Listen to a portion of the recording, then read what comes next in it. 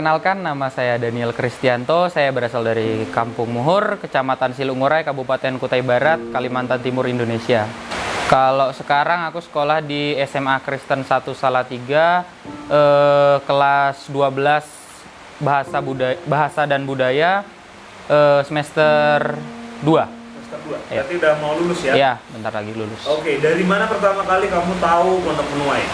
Dari mana pertama kali tahu Pondok Penuai? Dari abangku. Aku punya abang juga termasuk alumni di sini. Kalau abangku taunya dari teman gereja karena bapaknya pernah ke Jawa dan ketemu sama Dedi Sem. Itu apa kesan pertama kali? Kalau kesan pertama kali itu ada 2 kesan ya. Yang pertama yang nggak sesuai ekspektasi itu, aku pikirnya dulu Pondok Penuai ini kayak di kota kan, karena aku dengarnya kota Salatiga. Aku pikir bakal tinggal langsung di kayak perkotaan gitu, di pusat-pusat kota. Tapi ternyata enggak, ternyata tinggalnya di desa juga dan hampir-hampir mirip sama di kampungku juga, gitu. Terus kalau kesan yang kedua itu juga di luar ekspektasi. Aku mikirnya kalau asrama itu ya semua peraturan tegas, semua peraturan apa-apa diatur. Tapi ternyata enggak, di sini kesannya malah lebih kayak di rumah dan itu membuat anak-anak di sini ngerasa nyaman, terutama aku sendiri ya. Kamu udah berapa tahun di Pondok Penuai? Aku 2 tahun menjelang 3 tahun. 2 tahun menjelang 3 tahun. Ya. Itu udah pulang berapa kali? Pulang itu 3 kali. 2020 2 kali dan 2021 sekali pulang.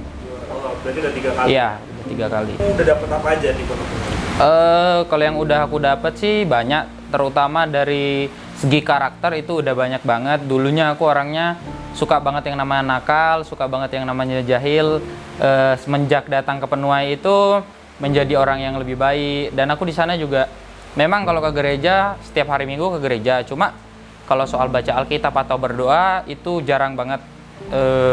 Istilahnya bisa dihitung lah kapan aku berdoa. Kayak makan, tidur itu nggak pernah berdoa. Tapi sejak datang ke Pondok Penuai semuanya jadi lebih baik, udah lebih rajin berdoa dan juga belajar tentang tata krama di sini. Apalagi kan tinggal di Jawa, orang-orangnya juga berbeda gitu. Orang-orangnya jauh lebih sopan daripada orang-orang di sana. Gimana cara menghargai orang lain dan belajar juga cara berkomunikasi dengan orang lain.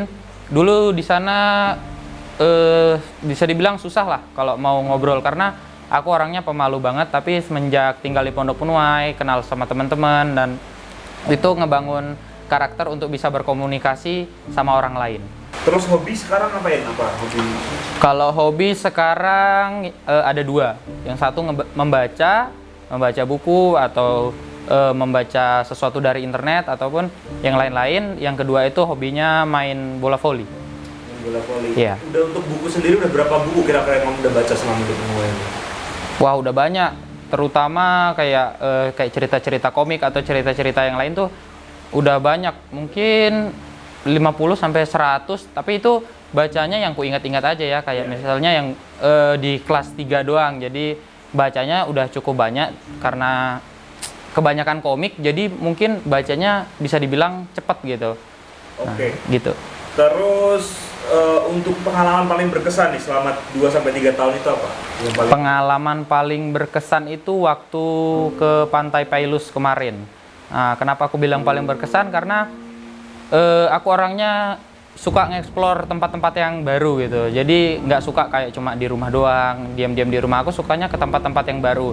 Dan di sana kan aku tinggalnya kayak di daerah-daerah yang kampung, istilahnya banyak hutan lah. Dan semenjak tinggal di Pondok Penuai juga ngerasain gimana rasanya tinggal di gunung. Jadi satu hal yang kurang itu belum ku pernah kunjungi itu pantai. Nah, kemarin itu pas banget ngerasain pantai. Jadinya aku udah pernah istilahnya nginjakin kaki di tempat yang berbeda 3, yaitu kayak kampung atau kayak kota, habis itu gunung, habis itu juga yang terakhir tuh pantai. Makanya itu membuat aku merasa berkesan juga. Dan juga kayak untuk perjuangan kami untuk ngelawan istilahnya gengsi kami lah, istilahnya untuk berjualan, nawarin barang ke teman-teman supaya bisa ngumpulin dana dan bisa pergi ke Pailus dengan uang kami sendiri.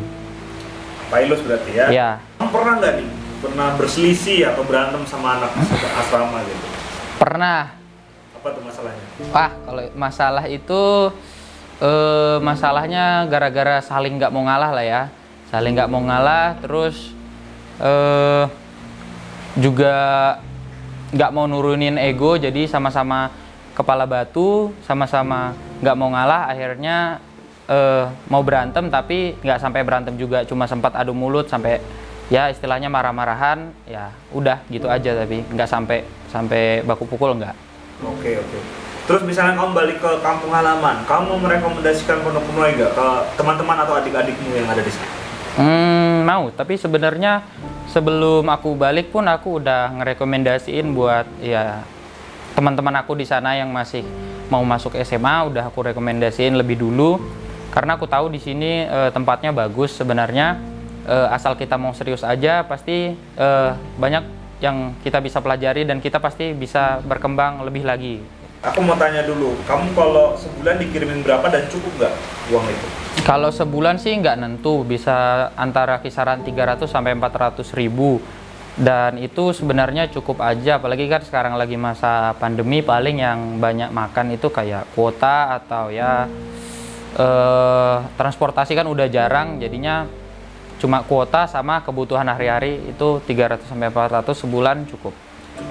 Oke, terus terakhir nih, ucapan terima kasih atau ada pesan nggak buat Pondok Penuai selama kamu 3 tahun di sini? Kalau buat ucapan terima kasih, aku mau ngucapin terima kasih yang sebanyak-banyaknya karena dari Pondok Penuai aku banyak belajar. Makasih banget buat para pengurus-pengurus di sini, terutama juga buat Dedi Sam dan Mami Ina yang selaku founder di sini.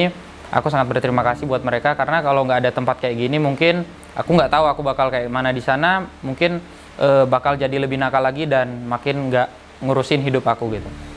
Oke, satu lagi kelewat tadi ya. Mimpimu ke depannya sama cita-cita apa? Setelah ini mau ngapain? Kamu kelas 3 kan? Iya. Mau lanjut di mana? Terus mimpinya apa? Cita-cita? Kalau buat mimpiku sih, mimpi yang paling besar itu pengen bikin orang tua bisa keluar negeri. Selagi masih ada waktu aku pengen. Keluar negeri mana? Yang kamu bayangin? Kalau nggak Amerika, Jepang. Karena basicku juga bahasa Inggris, jadi ya aku bisa bahasa Inggris. Jadi aku maunya kayak Amerika atau Jepang. Kalau buat cita-citaku, aku pengen jadi bisnismen yang sukses. Kalau soal lanjut di mana, aku belum lanjut. Aku bakal nge-break 1 tahun buat kerja. Gitu. Kerja di mana? Kerja bantu orang tua sih di rumah. Karena orang tua udah punya usaha yang udah dirintis, tapi nggak ada yang pekerjanya. Nah, jadi aku mau bantu-bantu di sana. Balik ke Kutai Barat? Ya, balik ke Kutai Barat, pergi Kalimantan. Oke, udah itu aja? Udah, itu